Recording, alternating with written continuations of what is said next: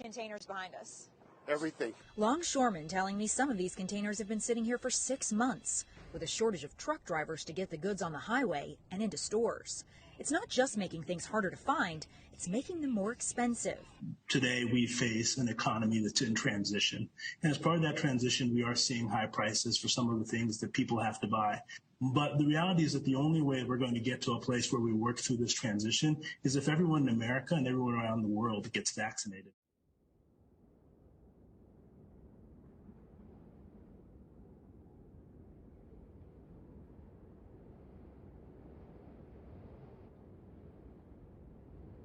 The shortages and supply chain collapse that reared their head in 2021 escalate in 2022. This is a logistical certainty. The chain reaction set off by the mandates is just beginning. The corporate media and the politicians don't want to talk about the blockades by port workers and truckers or the rebellion brewing among the military and frontline workers. They don't want you to think about the implications of firing millions of people at the same time, sending families with children into poverty, while simultaneously withdrawing social safety nets for the non-compliant. Doing so would make it obvious that the tragedy about to unfold was neither unforeseen nor accidental. A high-ranking FDNY source tells CBS2 as many as 20% of fire companies could close and their ambulance fleet could be impacted as well. If the mayor doesn't budge on his mandate, ralliers say it could mean lives will be lost.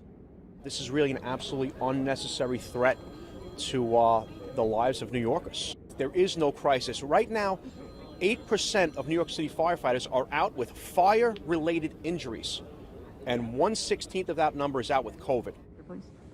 Hi, my name is Heather Cobble, and I'm a registered nurse here in San Diego. I actually resigned from my job yesterday as a registered nurse because of this state mandate to be vaccinated. I was no problem working in the healthcare system over the last 18 months without a vaccine. But now, all of a sudden, I'm a threat to public health? Tell me where this makes sense. I don't understand how you guys don't see the bigger picture here. What you're doing is you're creating a healthcare crisis.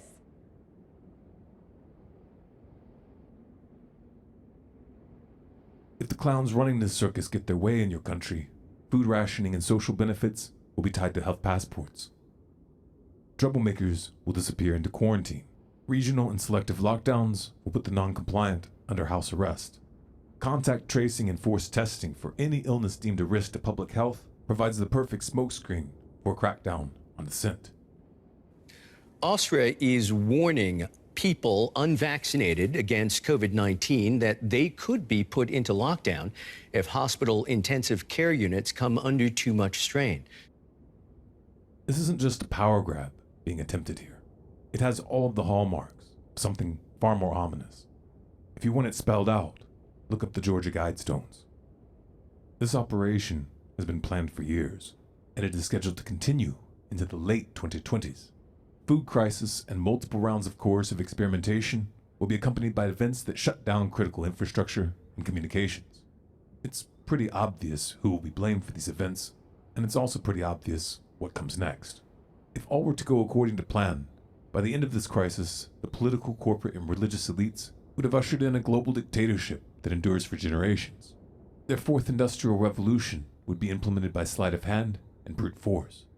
The population, after having been reduced by some 80 or 90%, would be totally enslaved through a combination of AI-powered social credit systems and central bank digital currencies. Every move will be tracked and traced, dissent punished instantly, and with no legal recourse. Even the inner sanctum of the mind would be stripped of privacy. The good news is that all is not going according to plan, not by a long shot. The wheels were already coming off of this thing before the main event even started. But like a band of hapless robbers in the middle of a botched heist, the elites are pushing forward even as errors accumulate and compound. They haven't fully connected the sirens in the distance with their ultimate demise. To say this ends badly for them would be an understatement. But that's only part of the story. What about those who resist? What happens to those who stand by their convictions against all odds? We're going to describe how this pans out in the form of a story. In this story, the forces of freedom prevail. Not only are the architects of this crime brought to justice, but the entire infrastructure of surveillance and oppression is definitively dismantled, and the meek inherit the earth.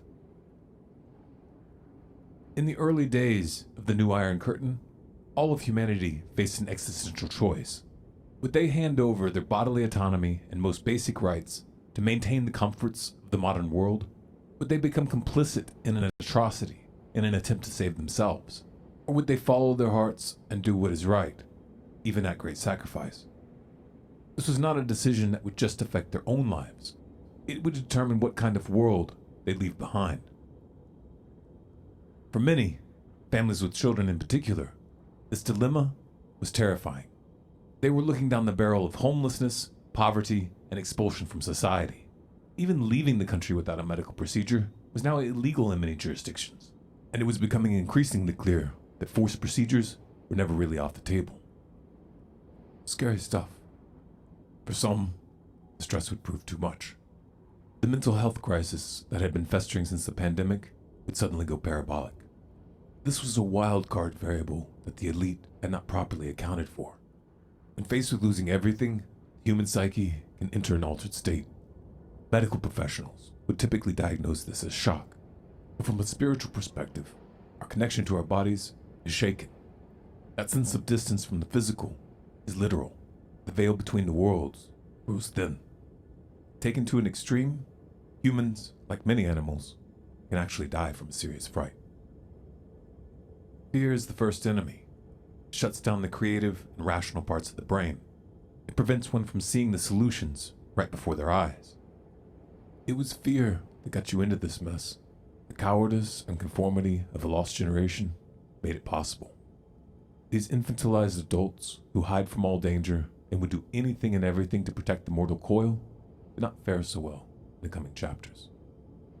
The root of all fear is death. Coming to terms with death is the root of all courage. Calm your mind and you will realize that this situation is not nearly as hopeless as it might seem. The powers that be want you to think that you are alone, but this is a lie. We are legion. As isolated individuals, they can make you feel powerless, but together, we are a force of nature. Look, just wait us out, will you? Just wait 4 or 5 weeks, and then you'll be able to go to the pub. No, if you make the judgment to not get vaccinated, and you reckon you can wait out us or the publican or whoever you want to think you're waiting out, you won't wait out the virus, because the virus will be here for a long time, and your only protection against it is being vaccinated. This will be well into 2022, well and truly into 2022. Then we're going to get into booster issues, so it won't be your first and second dose, it'll be have you had your third. And then the other issue will be, well, who knows what variant's coming? Who knows?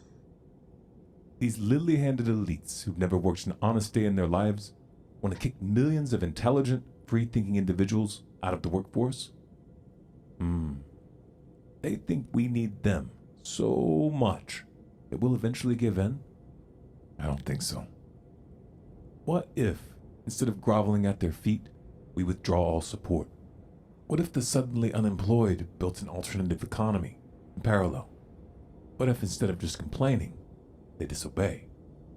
There are so many forms of civil disobedience and noncompliance, so many ways to tear the system apart from within. Imagine what would happen if this idea started spreading among the police, military, and frontline workers. Imagine it spread among the truckers and port workers already digging in. We can win this thing, and we will. This is where it starts.